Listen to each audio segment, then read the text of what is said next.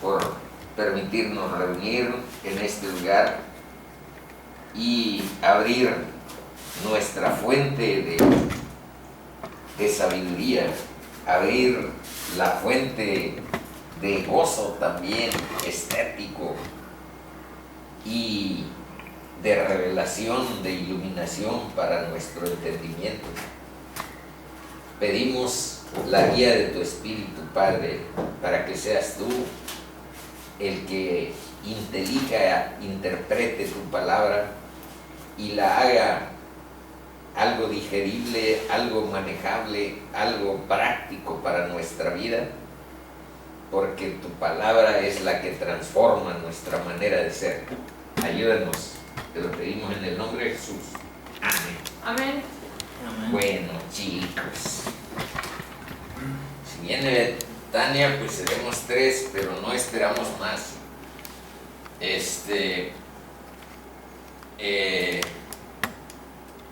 ¿Ya empezaste? ¿Ya? Ah, bueno. Noemí y Rafa andan por ahí en labores didácticas. Vamos a ver si alcanzamos a estudiar todo el capítulo 9. Estamos en la sesión 32 de Romanos y los últimos versículos que vimos en la sesión anterior son estos 3. Pablo está expresando un profundo dolor por los judíos que son sus hermanos en la carne y que no solo rechazaron, sino crucificaron al Señor, y dice que el pueblo es quien recibió la adopción como hijos de parte de Dios, la gloria. Ellos fueron testigos presenciales de la presencia de fenómenos físicos ligados al poder de Dios que estaba presente ahí en el tabernáculo de la reunión o de reunión y en el templo. Y en otras latitudes también, cuando iban en el desierto, había una nube y había un resplandor. Entonces ellos fueron testigos de muchos fenómenos ligados al poder de Dios. Luego el pacto, la promulgación de la ley, el culto y las promesas. Pero vean una cosa, esto era preparación para lo que había de venir. Por eso dice la palabra que todas esas leyes ceremoniales para hacer sacrificios, para presentar holocaustos, etcétera, por el pecado del pueblo y por los propios sacerdotes, era un anticipo del verdadero Cordero de Dios que sería sacrificado por los pecados del pueblo y del mundo. Pero he aquí, esta es la tragedia. Cuando el Mesías llegó y planteó como una de sus demandas fundamentales el arrepentimiento y que se acercaran por fe a Dios y que creyeran en las nuevas buenas, o en las buenas nuevas que él traía y él representaba, pues lo rechazaron. Toda la preparación que hubo, bueno, por supuesto hay que decir, no todos lo rechazaron. Pablo es judío y los 12 apóstoles son judíos, y en Hechos nosotros vimos que a Pablo hasta le reclamaron cuando fueron al concilio de Jerusalén en Hechos 15, y le dijeron: ve, hay miles que han creído y siguen siendo amantes de la ley. Bueno, entonces no fueron todos los que rechazaron al Señor, pero es claro que fueron los líderes, que fueron la gente de notoriedad tanto religiosa como cultural y social, los que sí rechazaron a Cristo. Bueno, vamos a ir viendo entonces algunos versos. Estos fueron los últimos que leímos, no que la palabra de Dios haya fallado, que por eso lo hayan rechazado y que por eso lo hayan crucificado incluso. A ese nivel fue el rechazo. Porque no todos los que descienden de Israel son israelitas. Esto es profundamente, ¿cómo les diré?, trascendente para decírselo a un judío. No todos los que son descendientes físicos de Abraham son hijos, sino en Isaac te será llamada descendencia. Esto es, no los que son hijos según la carne, son los hijos de Dios. Esto, vean, es muy importante. No los que son hijos de la carne son hijos de Dios, sino que lo son los que son hijos según la promesa, son contados como descendientes. Y la promesa de Abraham fue lo que aquí abajo mejor leo. Dice: así Abraham creyó a Dios y le fue contado por justicia. Sabed por tanto que los que son de fe, esa es la promesa. Entonces, estos son hijos de Abraham. No la carne, no la sangre física, no los genes, son los que dan esa herencia de la promesa de Dios, sino un pueblo espiritual que por fe sigue a su Creador, para que en Cristo Jesús la bendición de Abraham alcanzase a los gentiles, a fin de que por la fe, otra vez, recibiésemos la promesa del Espíritu. Eso es lo que estuvimos viendo el jueves anterior. Ahora, les recuerdo, esto es una diapositiva que en alguna ocasión vimos como hace unas 15 semanas. Solo le aumenté este proverbio para decir que esta venida de nuestro Señor fue tan desconcertante pero tan trascendente que solo los que lo reciben, solo los que aceptan seguir el Evangelio y se someten a él, entendemos cuál es esa trascendencia de la obra de Jesús. La justicia de Dios, pues así directamente aniquila y condena al pecador, al infierno, y otorga su favor divino para los justos que no existen según la obra de Dios.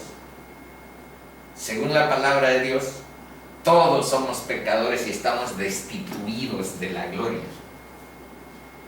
Entonces, esa fue la razón del Mesías, de que el Mesías viniera, porque lo que él vino es a recuperar, a salvar lo que se había perdido.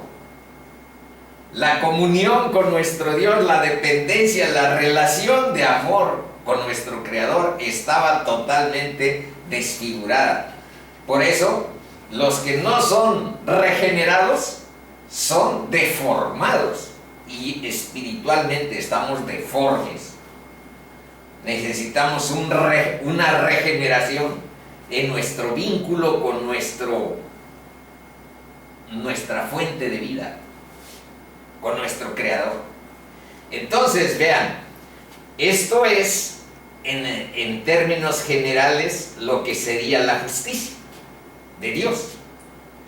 Pero, ahí vean, aquí en este plano es donde se aplica este proverbio 17:15. El que justifica al impío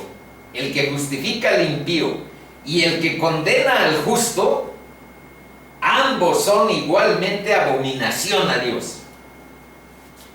Pero ¿qué dice la Biblia? La Biblia dice que Dios, después de la obra de Jesús, porque Dios no deja su justicia sin satisfacer, no puede ser injusto al justificar a un impío, al justificar a un pecador.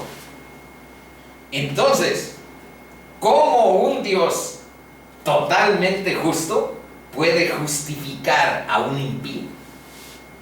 Un juez que le dice a alguien que ha agravado todas las leyes del mundo y le dice: yo te exonero y te doy la libertad, pues pasa como un juez corrupto y como un juez malo, como algo que no es justo. Y si eso es con los jueces de la tierra, imagínense con el juez de todos los jueces. Entonces, justamente, ¿cómo Dios puede justificar a los pecadores? Mediante la obra de Jesús. Eso es muy importante verlo.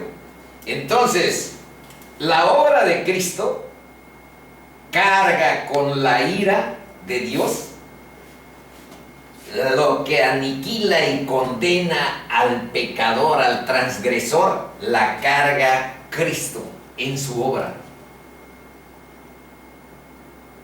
en su crucifixión, en su muerte y en su resurrección. Bueno, la resurrección tiene otro momento, pero su muerte, el abandono que vivió, porque acuérdense, primero en Getsemaní, sudando sangre, le dice: Señor, si quieres, quita de mí esta copa.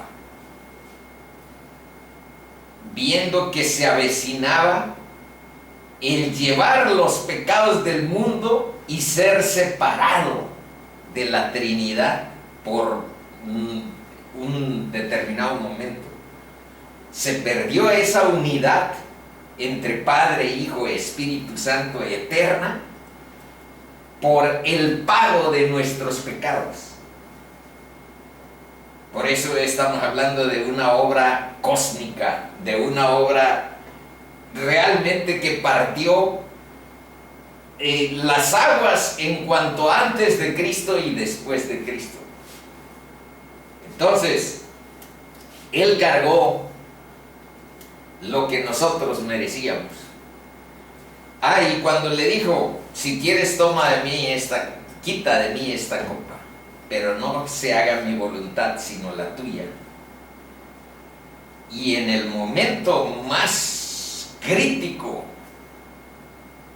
de llevar el castigo de nuestras culpas,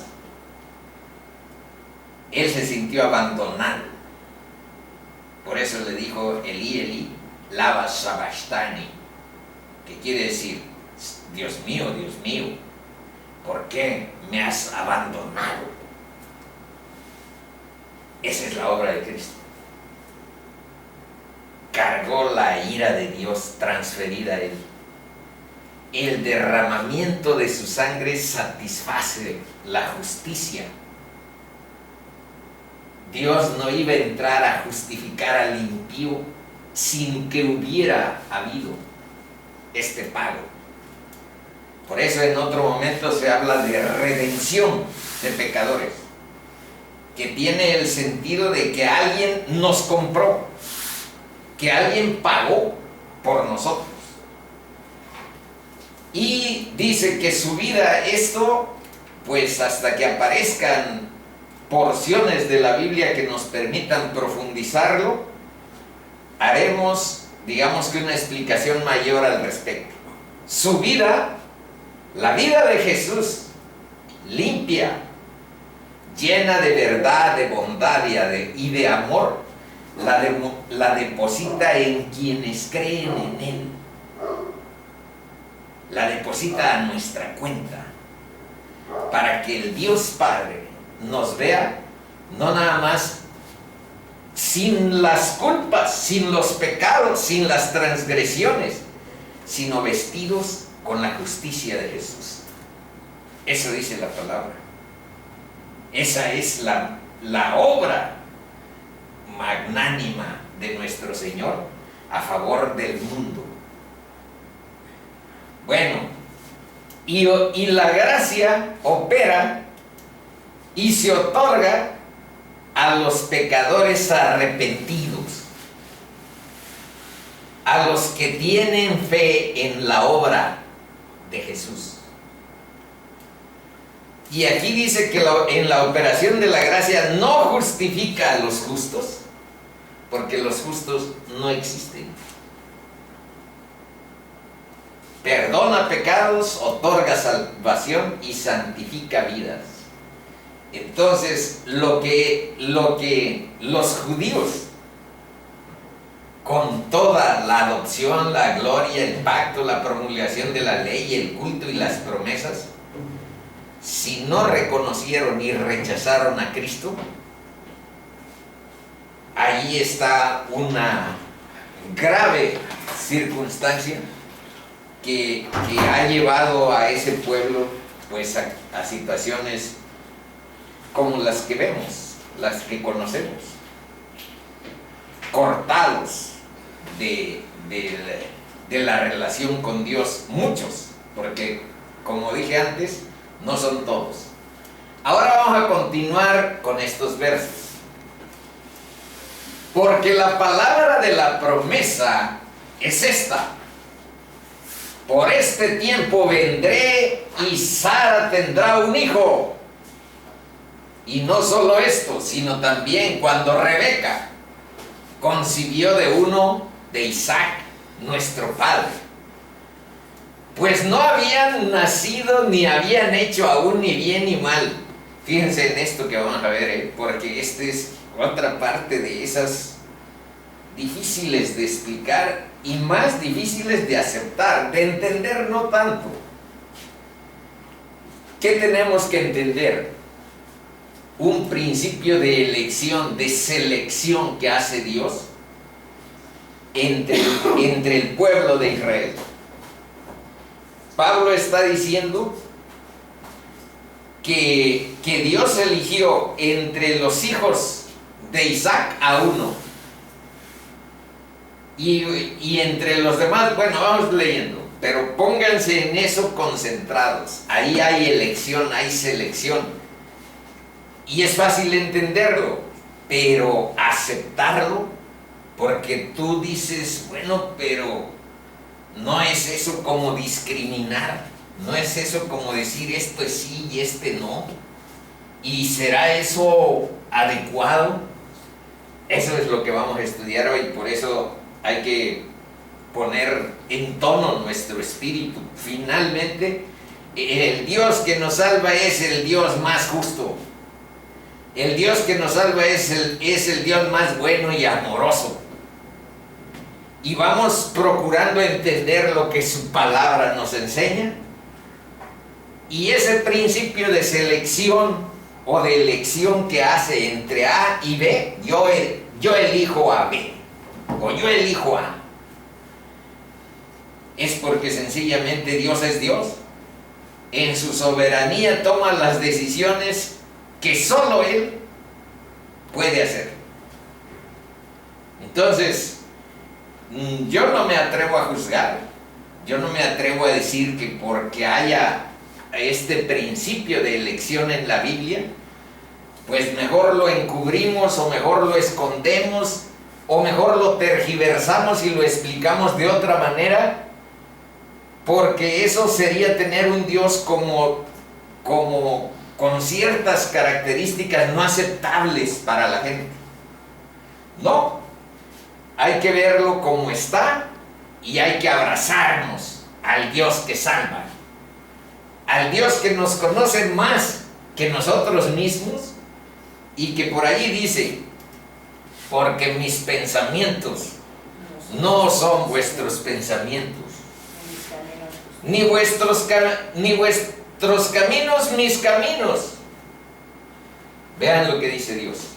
Por eso les digo que hay que descansar en la confianza, en la fe, que tenemos un Dios misericordioso, bondadoso, y Dios es amor antes que todo.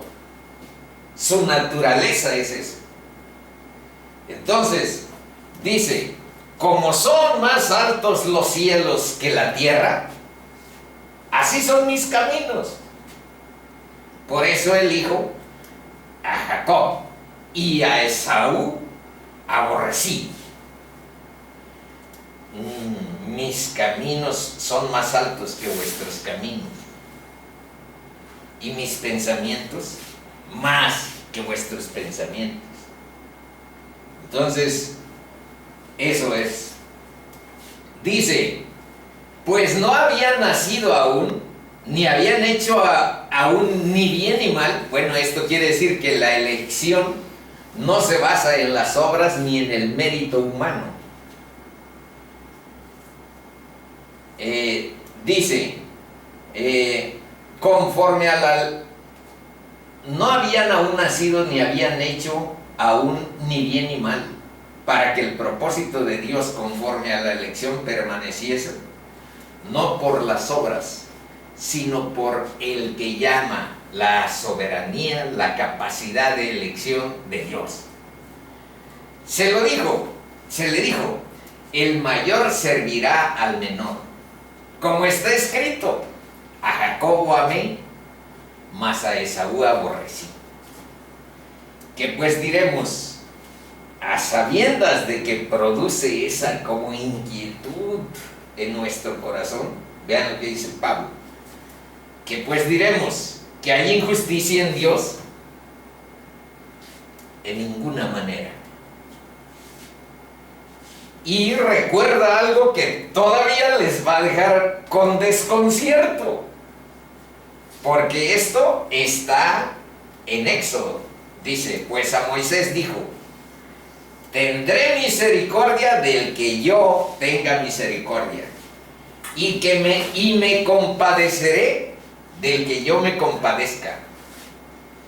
Y vean, esta es la parte desconcertante, pero entonen y enfoquen su corazón.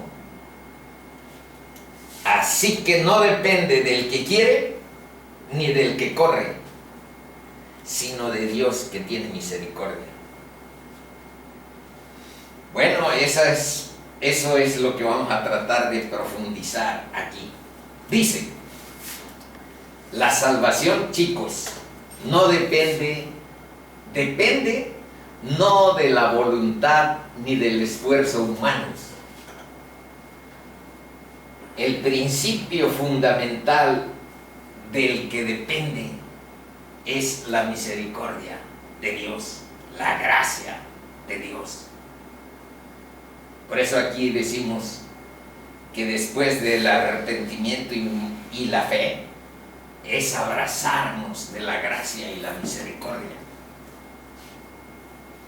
En el trato de Dios con los humanos, lo esencial es que su voluntad, por eso hay que explorar la palabra, para basarnos en según y orar según la voluntad de Dios.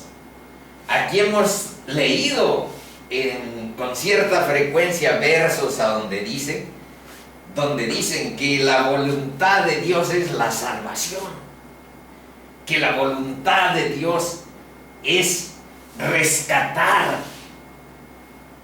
Y en muchas ocasiones dice, yo no quiero la muerte del impío, sino que se arrepienta y que se devuelva de sus malos caminos conmigo, hacia mí, que se vuelva hacia mí.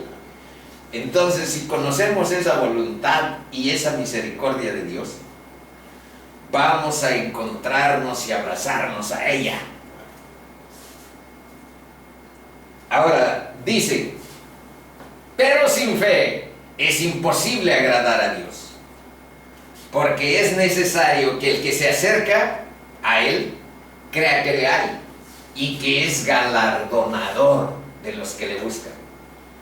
Este es uno de los versos que desde hace más de un año ahí han sido como los pilares importa mucho visualizarlo y tenerlo presente en nuestro corazón y en nuestra vida. Ahora, dice, pero cuando se manifestó la bondad de Dios, este es Tito 3:4, a donde se va explicando que la salvación no depende de la voluntad ni del esfuerzo humanos, sino de la misericordia y de la voluntad de Dios.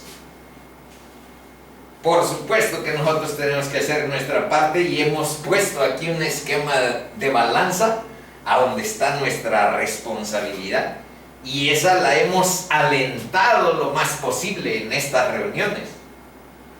Pero en el fondo hay que ver que hay una obra del Señor, y esa es la que salva, la obra de Dios en nosotros. Si tú estás aquí, no estés pensando que es solo por tu propia elección o por tu propia, ¿cómo te diré? Voluntad. Hay una obra de Dios en tu corazón para que estés tú presente. A los apóstoles Jesús les dijo, ni crean, bueno, lo estoy parafraseando, ni crean que ustedes me eligieron a mí, yo los elegí a ustedes. Entonces, ese principio, ténganlo presente. Vean lo que dice Tito. Cuando se manifestó la bondad de Dios y su amor para con los hombres, nos salvó, no por obras de justicia que nosotros hubiéramos hecho, sino por su misericordia. Otra vez aquí está, misericordia de Dios y voluntad de Dios. Por el lavamiento de la regeneración y por la renovación en el Espíritu Santo. Ahora, es Efesios.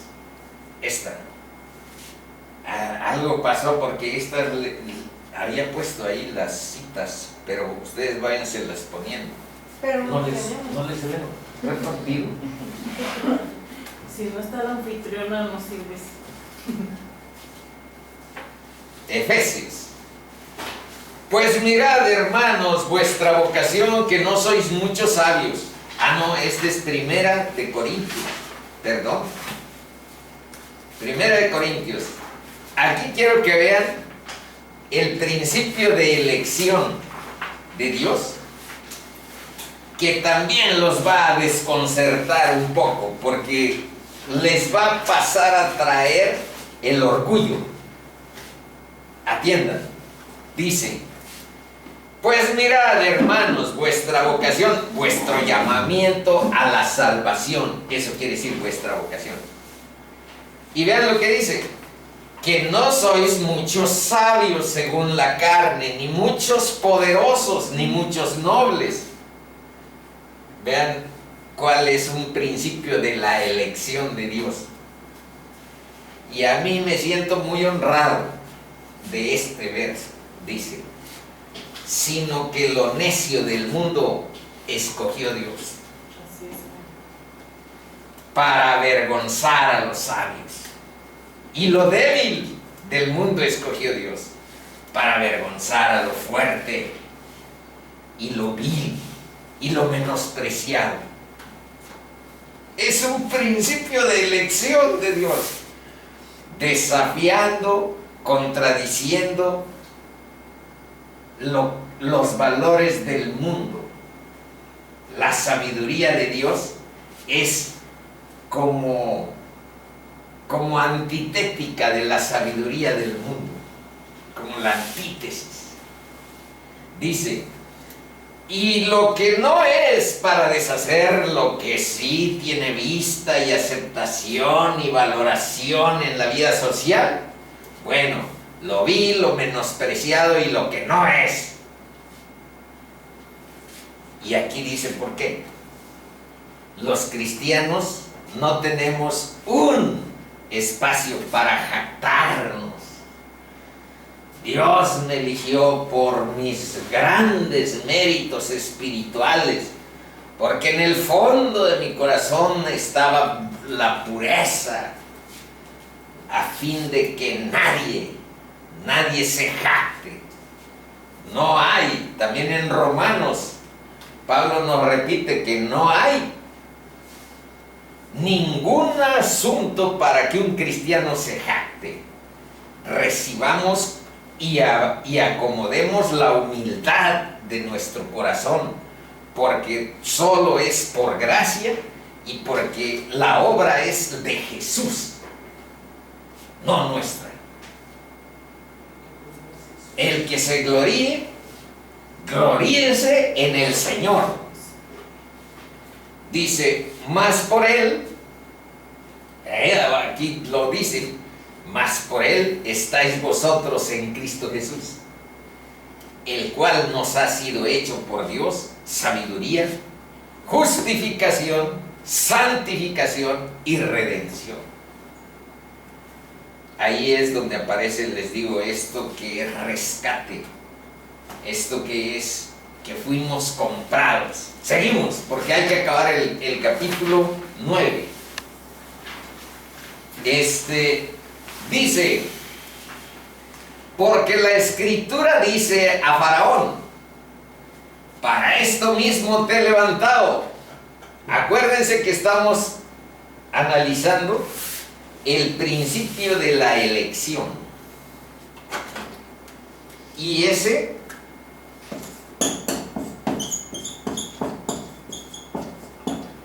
es de lo más desconcertante para quienes son nuevos en el estudio de la palabra. Vamos a seguir viendo aspectos de este principio. Dice, porque la Escritura dice, esto es relatos de Éxodo, de los primeros libros de la Biblia. Porque la Escritura dice a Faraón, para esto mismo te he levantado. Dios le dice al Faraón, para esto mismo te he levantado, para mostrar en ti mi poder. 7 plagas vivió Egipto para que supieran que el Dios de los hebreos es el único y verdadero Dios. Entonces allí sucedieron que hubo primero una tremenda tormenta, después lo poco que quedaba para comer se lo tragaron una plaga de langostas, y todo para mostrar el poder de quien estaba hablando a favor de los hebreos por medio de Moisés, y para que mi nombre sea anunciado por toda la tierra, de manera que de quien quiere, otra vez es la elección, de manera que de quien quiere tiene misericordia, y al que quiere endurecer, endurece. Pero me dirás, otra vez como aquí, vean aquí, dice, que pues diremos que hay injusticia en Dios. Aquí también, como está hablando de cosas así desconcertantes, lanza otra vez una pregunta de ese. Dice, pero me dirás, ¿por qué pues me pone la culpa entonces a mí, que me considera pecador y condenable? ¿Por qué me puede mandar al infierno? ¿Por qué pues inculpa a Dios? Si Él elige, si Él determina con quién tiene misericordia y con quién endurece, no es tanto así. Dios ha dejado abierto, y Él sabe que nosotros tomamos la decisión de rechazarlo o de abrazar su gracia. Así queda. Pero vean, de todas maneras Pablo dice, ¿por qué pues? Pero me dirás, ¿por qué pues entonces me inculpa? Porque ¿quién ha resistido a su voluntad? Más explicación. Más antes, oh hombre, ¿quién eres tú para altercar con Dios, para que estés peleando con Él? dirá el vaso de barro al que lo formó: ¿por qué me has hecho así, medio chueco? Hazme a la manera en que yo quiera. Oye, pues si yo soy el alfarero, yo determino cómo es la obra. Yo soy tu creador. Por eso es una actitud de humildad, es una actitud de humillación lo que nos liga inicialmente en una relación de amor con nuestro Dios. A eso te conduce. Y ve: o tiene potestad, dirá el vaso de barro al que lo formó: ¿por qué me has hecho así? O tiene potestad el alfarero sobre el barro para hacer de la misma masa un vaso para honra y otro para deshonra. Y ahorita vamos a ver unos versos sobre el alfarero. En el Viejo Testamento está en Jeremías. Pero sigamos, dice: ¿y qué? Si Dios, queriendo mostrar su ira y hacer notorio su poder, soportó con mucha paciencia los vasos de ira preparados para destrucción. Y a muchos, a ustedes tal vez no, pero con nosotros también se aplica, conmigo también se aplica esto, de que Dios tuvo tanta paciencia conmigo, soportó con paciencia vasos de ira que implicaban otro destino para mí. Conozco la misericordia del Señor. Y para hacer notorias las riquezas de su gloria, las mostró para con los vasos de misericordia que Él preparó de antemano para gloria. A los cuales también ha llamado, esto es, a nosotros, no solo a los judíos, sino también a los gentiles, como también en Oseas dice. Ahora vean, porque aquí entran los gentiles para decir no solo los del pueblo judío.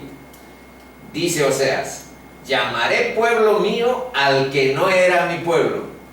Esos son los gentiles, esos somos nosotros, pueblo de la fe, hijos de Abraham, pero por la promesa de quien cree en Él y le es tomado por justicia. Nosotros creemos en Cristo y su justicia y nos es tomado como tal. Dice: llamaré pueblo mío al que no era mi pueblo, y a la no amada, pues a nuestra gente amada. Y en el lugar donde se les dijo: vosotros no sois mi pueblo, incluso si leemos hasta, hay un momento en que Jesús manda a sus discípulos a predicar y les dice: pero a tierra de gentiles no vayan, solo vayan a rescatar las ovejas perdidas del rebaño del Señor, del pueblo de Israel. No vayan con gentiles. Pero eso fue solo el momento inicial. Pero en términos generales, el propio rechazo y otras condiciones, Él mismo fue el que abrió el horizonte de la salvación hacia nosotros. Y Pablo, cuando iba en camino a Damasco, lo que vimos en Hechos 9, fue el apóstol encargado directamente por nuestro Señor para que predicara el evangelio a los gentiles, a nosotros. Por eso todas estas cartas constituyen como el soporte de ese encargo que tuvo Pablo de parte de Jesús resucitado. Bueno, seguimos. Dice: y en el lugar donde se les dijo: vosotros no sois pueblo mío, allí serán llamados hijos del Dios viviente. También Isaías clama tocante a Israel: si fuere el número de los hijos de Israel como la arena del mar, tan solo el remanente será salvo. Esta palabra, grábensela, porque Dios siempre estuvo en buena relación, en excelente concordia con Israel, y tal vez lo sigue estando, lo está, pero solo con un remanente, que quiere decir con un grupo de fieles seguidores de la palabra, de fieles amadores de la raíz de la que viene la verdad. Ese es el remanente, y ese pues siempre estará vigente, pienso. Pero ahora somos nosotros también un remanente dentro de los gentiles, porque no todos los gentiles han creído. Somos también nosotros un remanente. 28. Porque el Señor ejecutará sus sentencias sobre la tierra en justicia y con prontitud. Y como antes dijo Isaías, si el Señor de los ejércitos no nos hubiera dejado descendencia, como Sodoma habríamos venido a ser, y a Gomorra seríamos semejantes. Nos hubiéramos degenerado, nos hubiéramos disuelto en el pecado. El Señor mantiene en ese remanente el soporte de su verdad y de su caminar, de su relación con los hombres. Bueno, vamos a ver ese principio de elección en el Nuevo Testamento, para que no piensen, como todas estas citas son de Éxodo, de Oseas, de Isaías, que el principio de elección pertenece pues al Viejo Testamento. Pues no. Vean, Primera de Pedro 1:1 y 1:2. Dice: Pedro, apóstol de Jesucristo, a los expatriados de la dispersión en el Ponto, Galacia, Capadocia, Asia y Bitinia. Ahora vean, elegidos. ¿Y saben lo que quiere, de dónde viene la palabra eclesia? Pues tiene relación con eclecticismo.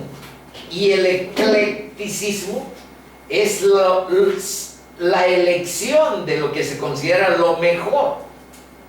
Eclesia quiere decir reunión de los escogidos, de los elegidos por Dios.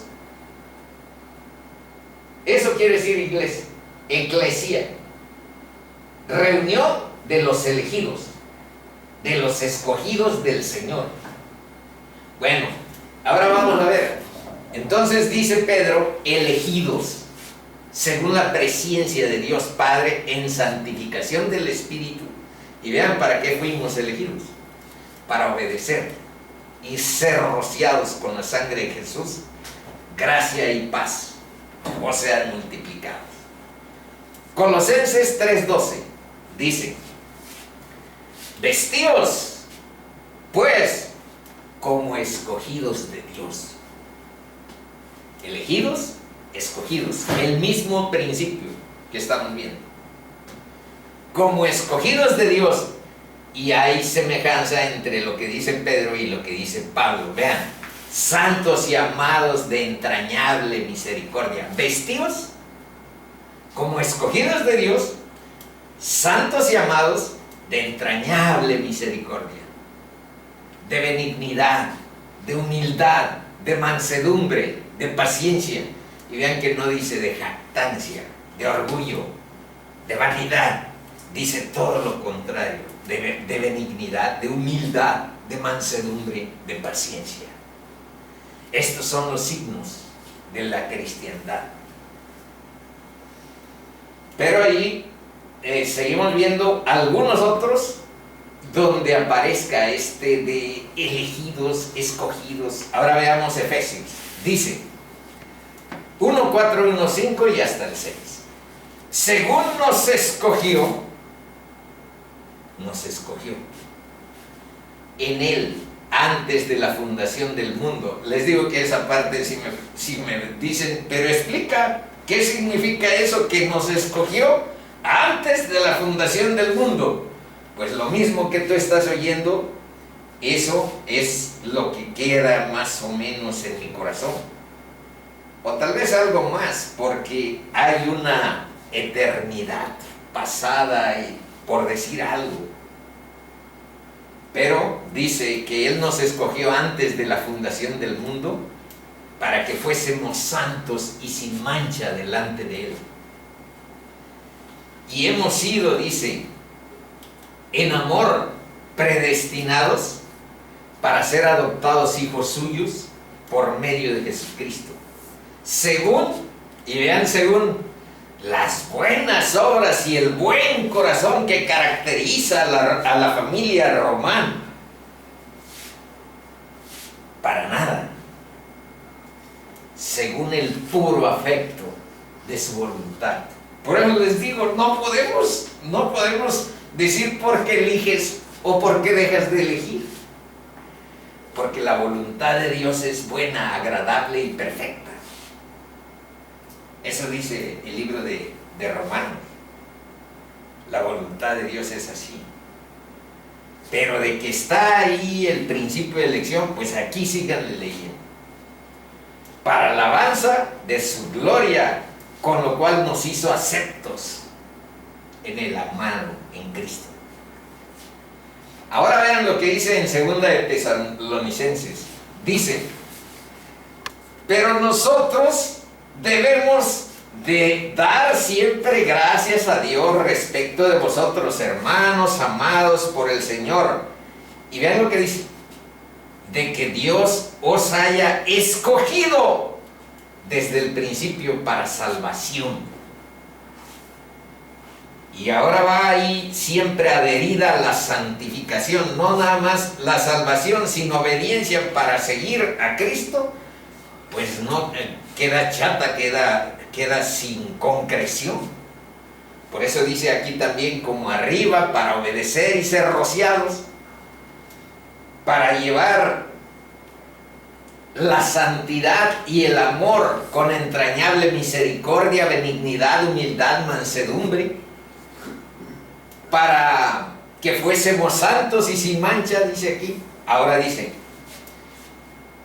de que Dios os haya escogido desde el principio para salvación, mediante la santificación por el Espíritu y la fe en la verdad.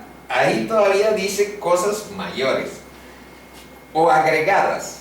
Dice santificación por la presencia del Espíritu como guía y por la fe que el Espíritu nos enseña en la palabra de Dios, en la Biblia. Eso es la fe en lo que dice la verdad de Dios. A lo cual os llamó mediante nuestro Evangelio para alcanzar la gloria de nuestro Señor Jesucristo. El Evangelio es la herramienta, el medio que Dios dispuso para que nosotros accediéramos o camináramos a un encuentro con su gracia. Creed en el Evangelio, arrepentidos. 2:15. Así que, hermanos, bueno, Dios os ha escogido desde el principio para salvación, para que santifiquen su vida por medio del Espíritu y la fe en su verdad, en la verdad. Para eso fuiste llamado por medio del Evangelio, para alcanzar la gloria con nuestro Señor Jesucristo. Así que hay que estar firmes. Retened la doctrina que habéis aprendido, sea por palabra o por carta nuestra. Vean, 2 últimos. Dice, ¿quién se dio a sí mismo por nosotros para redimirnos de toda iniquidad y purificar para sí un pueblo propio celoso de buenas obras? Aquí hay un principio de crear un pueblo propio para Cristo. y que ese pueblo propio sea celoso de buenas obras. Ahora, en Pedro, otra de Pedro, dice, en el capítulo 2, del 9 al 10, dice, vosotros sois linaje escogido, el principio de la elección, real sacerdocio, nación santa, pueblo adquirido por Dios, para que anunciéis las virtudes de aquel que os llamó de las tinieblas a su luz admirable. Así es que ahí tiene un enfoque de por qué hemos sido escogidos, por qué constituimos un pueblo adquirido por Dios, que nos redimió, que pagó por nosotros, por la esclavitud que teníamos del pecado, pagó carísima nuestra libertad a precio de sangre. Bueno,